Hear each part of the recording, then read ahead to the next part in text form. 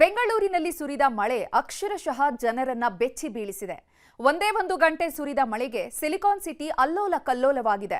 ಬರೀ ಬೆಂಗಳೂರು ಮಾತ್ರ ಅಲ್ಲ, ರಾಜ್ಯದ ಹಲವು ಭಾಗಗಳಲ್ಲೂ ಭಾರೀ ಮಳೆಯಾಗಿದೆ.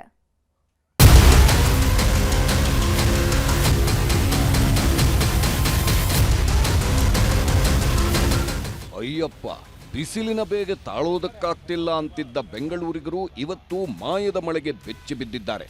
ಸಂಜೆ ಶುರುವಾದ ಮಳೆ ಇಡೀ ಬೆಂಗಳೂರನ್ನೇ ಮುಳುಗೇಳಿಸಿದೆ. ಮಳೆ ರೂಪದಲ್ಲಿ ಅಪ್ಪಳಿಸುತ್ತಿದ್ದ ಆಲಿಕಲ್ಲುಗಳು ಗತಕಾಲದ ಮಳೆಯನ್ನ ನೆನಪು ಮಾಡಿದೆ. ಹಿಂದೆಂದೂ ಬೀಳದ ಮಳೆಗೆ ಬೆಂಗಳೂರು ಅಕ್ಷರಶಃ ತತ್ತರಿಸಿ ಹೋಗಿದೆ. ವರುಣದೇವ ಮೈಕೊಡವಿ ನಿಂತರೆ ಪರಿಸ್ಥಿತಿ ಹೇಗಿರುತ್ತೆ ಅನ್ನೋದಕ್ಕೆ ಬೆಂಗಳೂರಿನ ಈ ದೃಶ್ಯಗಳೇ ಜೀವಂತ ಸಾಕ್ಷಿ. ಇದು ಬರೀ ಮಳೆಯಲ್ಲ, ಮಳೆ ರೂಪದ ಸುನಾಮಿ. ಮಳೆ ಜೊತೆಗೆ ಬೀಸ್ತಿದ್ದ ಬಿರುಗಾಳಿ ಬೆಂಗಳೂರಿಗರ ಎದೆಯಲ್ಲಿ ನಡುಕ ಹುಟ್ಟಿಸಿತ್ತು. ಗುಡುಗು, ಬಿರುಗಾಳಿ, ಆಲಿಕಲ್ಲು ಸಹಿತ ಬಿದ್ದ ಮಳೆಗೆ ಪೊಲೀಸ್ ಕಮಿಷನರ್ ಆಫೀಸ್ ಬಳಿ 5-6 ಮರಗಳು ನೆಲಕ್ಕಚ್ಚಿ ಹೋಗಿವೆ.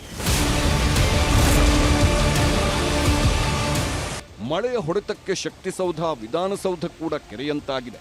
ಸಚಿವರು ಹಾಗೂ ಪ್ರತಿಪಕ್ಷ ನಾಯಕರ ಕೊಠಡಿಗಳೆಲ್ಲ ಸಂಪೂರ್ಣವಾಗಿ ಜಲಮಯವಾಗಿವೆ. ಬಿರುಗಾಳಿ ಸಹಿತ ಬಿದ್ದ ಆಲಿಕಲ್ಲು ಮಳೆಗೆ ಆರ್ ಅಶೋಕ್ ಕೊಠಡಿ ತೇಲಿ ಹೋಗಿದ್ದು, ದಾಖಲೆಗಳೆಲ್ಲ ಕಾಗದದ ದೋಣಿಯಂತೆ ತೇಲಾಡಿವೆ. ಬೆಂಗಳೂರಲ್ಲಿ ಸುರಿತಿರತಕ್ಕಂತಹ ಭಾರಿ ಮಳೆಯಿಂದಾಗಿ ಶಕ್ತಿಸೌಧ, ವಿಧಾನಸೌಧ ಇದೀಗ ಮಳೆಯಿಂದಾಗಿ ಜಲವೃತವಾಗಿ ಈಗ ಕೊಠಡಿಗಳಾಗಿರುವಂತದ್ದು. ನಾವೀಗ ವಿಧಾನಸೌಧದ ಪ್ರತಿಪಕ್ಷ ನಾಯಕರ ಕೊಠಡಿ ಬಳಿ ಇದ್ದೇವೆ. ಈಗಾಗಲೇ ನಾವು ಕಾಣಬಹುದಾಗಿದೆ ಯಾವ ಮಟ್ಟಕ್ಕೆ ಈಗಾಗಲೇ ಇಲ್ಲಿ ಮಳೆ ನೀರು ನಿಂತಿದೆ ಅನ್ನುವಂಥದ್ದು. ಈಗಾಗಲೇ ಕೇವಲವಾಗಿ 10-15-20 ನಿಮಿಷಗಳ ಕಾಲ ಸುರಿದಂತಹ ಒಂದು ಮಳೆಯಿಂದಾಗಿ ಸಂಪೂರ್ಣವಾಗಿ ವಿಧಾನಸೌಧ ಸುತ್ತಮುತ್ತ ಒಂದು ರೀತಿ ಕೆರೆ ಅಂತಾಗಿರುವಂತದ್ದು. ಇದೀಗ ಶಕ್ತಿಸೌಧ, ವಿಧಾನಸೌಧದಲ್ಲಿರತಕ್ಕಂಥ ಪ್ರತಿಪಕ್ಷ ನಾಯಕರ ಕೊಠಡಿ ಮುಂಭಾಗ ಏನಿದೆ ಆ ಒಂದು ಮುಂಭಾಗದಲ್ಲಿ ಇದೀಗ ದೊಡ್ಡ ಮಟ್ಟದಲ್ಲಿ ಇದೀಗ ನೀರು ನಿಂತಿರುವಂತದ್ದು. ಮಳೆಯ ಹೊಡೆತಕ್ಕೆ ಮುಗಿಲೆತ್ತರದ ಮರಗಳೆಲ್ಲ ಧರಾಶಾಹಿಯಾಗಿವೆ. ಜಯನಗರದ ಮಾಧವನ್ ಪಾರ್ಕ್ ಬಳಿ ಬೃಹತ್ ಮರವೊಂದು ಖಾಸಗಿ ಬಸ್ ಮೇಲೆ ಉರುಳಿ ಬಿದ್ದಿದೆ.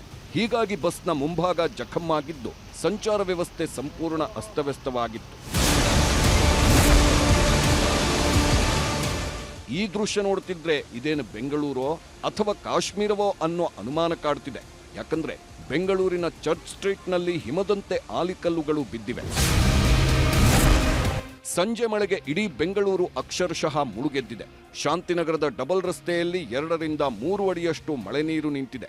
ಹೀಗಾಗಿ ಮೋರಿ ನೀರೆಲ್ಲ ರಸ್ತೆಗೆ ನುಗ್ಗಿದ್ದರಿಂದ ವಾಹನ ಸವಾರರು ಪರದಾಡಿದ್ದಾರೆ.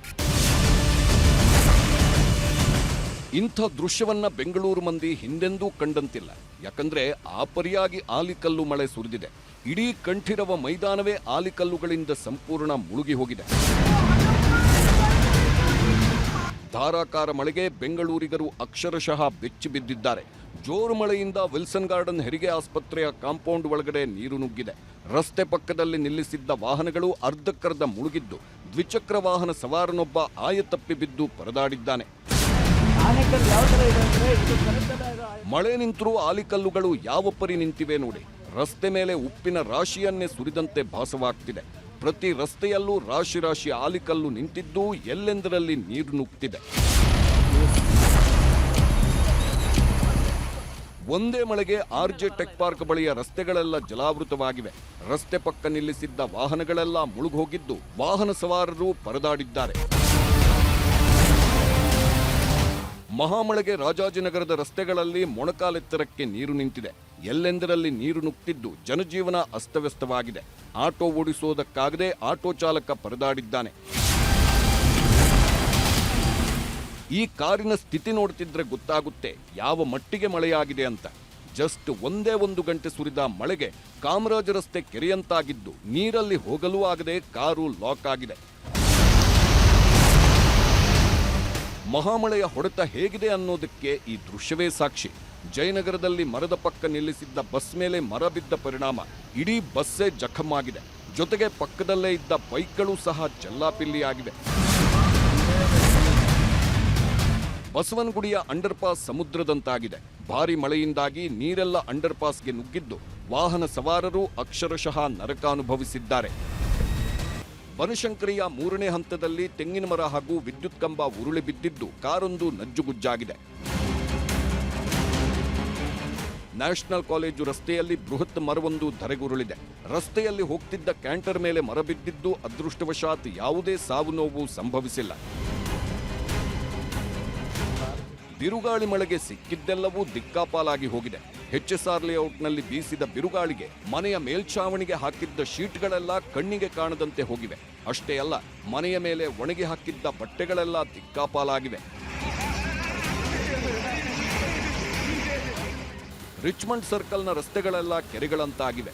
2-3 ಅಡಿ ಎತ್ತರದಲ್ಲಿ ಮಳೆ ನೀರು ನಿಂತಿದ್ದು ವಾಹನ ಸವಾರರು ನಿಂತಲ್ಲೇ ಸ್ಟ್ರಕ್ ಆಗಿದ್ದಾರೆ. ಮಳೆ ನೀರಲ್ಲಿ ಸಿಲುಕಿದ ಆಟೋ ಚಾಲಕನೊಬ್ಬ ಹಿಂದೆ ಮುಂದೆ ಹೋಗಲಾರದೆ ಪರದಾಡಿದ್ದಾನೆ. ವರ್ಷದ ಮೊದಲ ಮಳೆ ಆಗಿರೋ ಕಾರಣಕ್ಕಾಗಿ ಮೋರಿಗಳೆಲ್ಲವೂ ಕೂಡ ಕಸ ತ್ಯಾಜ್ಯ ಬೇರೆ ಬೇರೆ ಎಲ್ಲವೂ ಕೂಡ ಬ್ಲಾಕ್ ಆಗಿರೋ ಕಾರಣಕ್ಕೆ ನೀರು ಮೋರಿಗೆ ಹೋಗ್ತಾ ಇಲ್ಲ. ಸಾಕಷ್ಟು ಕಡೆಗೆ ವೆಹಿಕಲ್ಗಳೆಲ್ಲವೂ ಕೂಡ ನೀರು ಒಳಗಡೆ ಹೋಗಿ ಗಾಡಿ ಸ್ಟಾಪ್ ಆಗಿ ಸಾಕಷ್ಟು ಅವಾಂತರ ಕೂಡ ಸೃಷ್ಟಿ ಆಗ್ತಾ ಇದೆ. ಆಲಿಕಲ್ ಮಳೆ ನಗರದ ಬಹುತೇಕ ಕಡೆಗೆ, ಅದು MG ನಗರ ಇರ್ಬೋದು, ಲಾಲ್ಬಾಗ್ ಇರ್ಬೋದು, ಹೀಗೆ ಪ್ರತಿಯೊಂದು ಬಹುತೇಕ ರಸ್ತೆಗಳಲ್ಲೂ ಕೂಡ ಇದೇ ರೀತಿಯಾದಂತಹ ಸಿಚುವೇಶನ್ ನಿರ್ಮಾಣ ಆಗಿದೆ. ಈ ದೃಶ್ಯವನ್ನ ನೋಡಿದವರು ಬೆಂಗಳೂರು ಅಂತ ಹೇಳುವುದಕ್ಕೆ ಸಾಧ್ಯವೇ ಇಲ್ಲ ಬಿಡಿ. ಯಾಕಂದ್ರೆ ಇಡೀ ಏರಿಯಾವೇ ಕಾಶ್ಮೀರದಂತಾಗಿದೆ. ಬೆಂಗಳೂರಿನ ಅಶೋಕ್ ನಗರದ ಕ್ಯಾಥೋಲಿಕ್ ಕ್ಲಬ್ನಲ್ಲಿ ಬಿದ್ದ ಆಲಿಕಲ್ಲು ಕಾಶ್ಮೀರವನ್ನೇ ನೆನಪಿಸ್ತಿದೆ. ಕ್ಲಬ್ ರೆಸ್ಟೋರೆಂಟ್ನ ಆವರಣ ಸಂಪೂರ್ಣ ಆಲಿಕಲ್ಲು ಮಯವಾಗಿದೆ. ಚಿಕ್ಕಪೇಟೆಯಲ್ಲಿ ಎಲ್ಲೆಂದರಲ್ಲಿ ಮಳೆ ನೀರು ನುಗ್ತಿದೆ. ರಸ್ತೆಗಳೆಲ್ಲ ನದಿಯಂತಾಗಿದ್ದು ಅಂಗಡಿ ಮುಂಗಟ್ಟುಗಳಿಗೆಲ್ಲ ಮಳೆ ನೀರು ನುಗ್ಗಿದೆ. ದಿಕ್ಕು ಕಾಣದಂತಾದ ಜನ ಅಕ್ಷರಶಃ ಪರದಾಡಿದ್ದಾರೆ.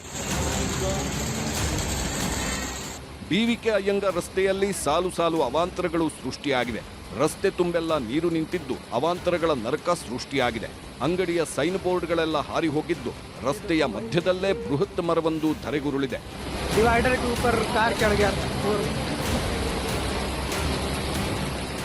ಜಯದೇವ ಜಂಕ್ಷನ್ ಅಕ್ಷರಶಃ ಮುಳುಗಿ ಹೋಗಿದ್ದು ಮೊಣಕಾಲೆತ್ತರ ನೀರು ನಿಂತಿದೆ. ಹೀಗಾಗಿ ಹೆಜ್ಜೆ ಇಡುವುದಕ್ಕೂ ಆಗದೆ ಜನಸಾಮಾನ್ಯರು ಪರದಾಡುತ್ತಿದ್ದಾರೆ. ಬೆಂಗಳೂರಿನಲ್ಲಿ ವಾಟರ್ ರೈಡ್ ಬಂದಿದ್ದೀವಿ. ರಾಜ್ಯದ 3-4 ಜಿಲ್ಲೆಯಲ್ಲೂ ಮಹಾಮಳೆ. ಬೆಂಗಳೂರು ಮಾತ್ರವಲ್ಲ, ಹಲವು ಜಿಲ್ಲೆಗಳಲ್ಲೂ ಭಾರೀ ಮಳೆಯಾಗಿದೆ. ಚಿಕ್ಕಬಳ್ಳಾಪುರದ ಚಿಂತಾಮಣಿ, ಶಿಡ್ಲಘಟ್ಟ ಸೇರಿದಂತೆ ಹಲವೆಡೆ ಧಾರಾಕಾರ ಮಳೆ ಸುರಿದಿದೆ. ಅರ್ಧ ಗಂಟೆಗೂ ಹೆಚ್ಚು ಕಾಲ ಸುರಿದ ಮಳೆಗೆ ಜನ ಫುಲ್ ಖುಷಿಯಾಗಿದ್ದಾರೆ.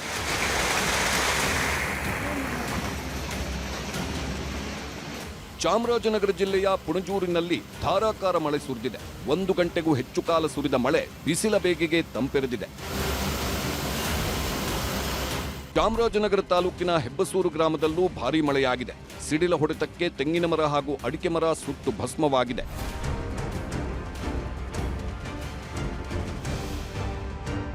ಇನ್ನು ಚಿತ್ರದುರ್ಗ ಜಿಲ್ಲೆಯ ಚಳ್ಳಕೆರೆ ತಾಲೂಕಿನ ಚೌಳಕೆರೆ ಗ್ರಾಮದಲ್ಲಿ ಮಳೆರಾಯ ಅವಾಂತರಗಳ ಸರಮಾಲೆ ಸೃಷ್ಟಿಸಿದ್ದಾನೆ. 5 ಎಕರೆಯಲ್ಲಿ ಬೆಳೆದಿದ್ದ ಶೇಂಗಾ ಬೆಳೆ ಸಂಪೂರ್ಣ ಜಲಾವೃತವಾಗಿದೆ. ಇನ್ನು ಉತ್ತರ ಕನ್ನಡ ಜಿಲ್ಲೆಯ ಹಳಿಯಾಳ ತಾಲೂಕಿನ ಗ್ರಾಮೀಣ ಭಾಗದಲ್ಲೂ ಭಾರೀ ಮಳೆಯಾಗಿದೆ. 2 ತಾಸಿಗೂ ಹೆಚ್ಚು ಕಾಲ ಸುರಿದ ಮಳೆಯಿಂದ ಜನ ಖುಷಿಯಾಗಿದ್ದಾರೆ.